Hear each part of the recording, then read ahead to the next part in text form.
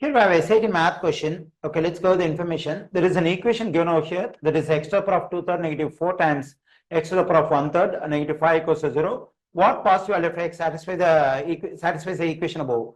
Okay, in this equation we have to solve for x, specifically the positive value of x. Okay, now let me write the given equation. In the given equation, so for the first term we have the exponent 2/3. So this exponent 2/3 can be written as 1/3 times 2, because when I multiply 1/3 and 2, it's 2/3 negative 4 times x to the power of 1/3 negative 5 equals to 0. Okay, now let me consider the power of a power rule in exponent, that is a to the nth power. So here the base is a and exponent is m, and for this complete stuff, let's consider another exponent n.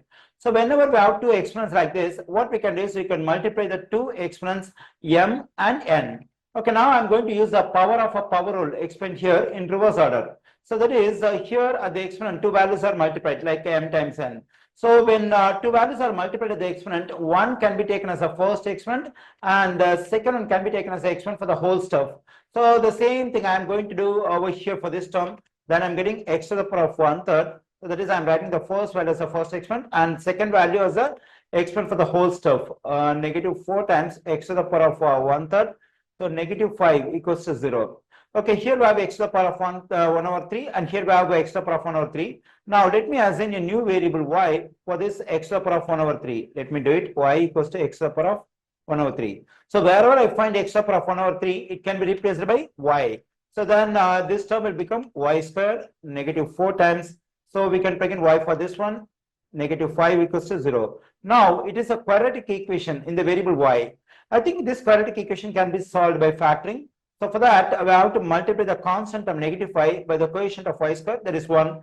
So 1 times the negative 5 is just negative 5.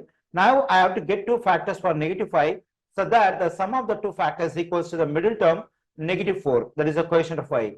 I think negative 5 and positive 1 will work. When I multiply negative 5 and positive 1, I'm getting negative 5 that we have over here. When I add them, I'm getting negative 4, which is a coefficient of y. Okay, now what I have to do is I have to divide both the factors by the coefficient of y square, that is 1. Okay, even if I divide both the factors by 1, still I'm getting the same values, negative 5 and positive 1. Okay, now to get the two values for y, I have to change the sign of these two factors. So for the first factor, we have negative sign. If I change the sign, it will become positive 5.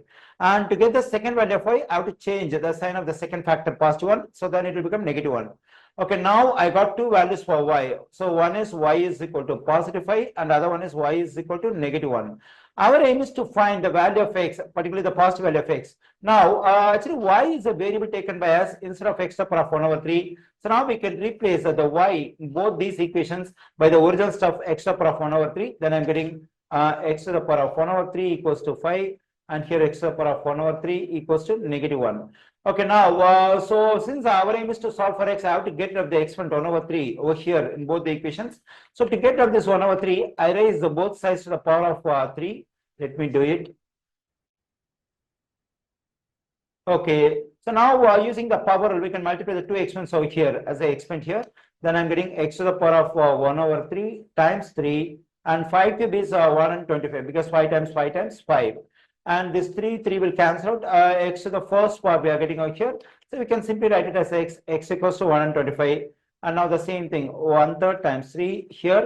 When I take exponent negative for negative 1, when I take exponent 3 for this negative 1, I have to write negative 1 2 times and multiply them. Negative 1 times negative 1 becomes positive 1. Positive 1 times negative 1 becomes negative 1. So the evaluation of this one is just negative 1. And this 3 will cancel out and I'm getting x to the first part, that is x equals to negative 1. I got two values for x. One is positive 125 and another one is negative 1. But the question targets positive value of x, so we can reject the second one. So the positive value of x satisfies the given equation is 125.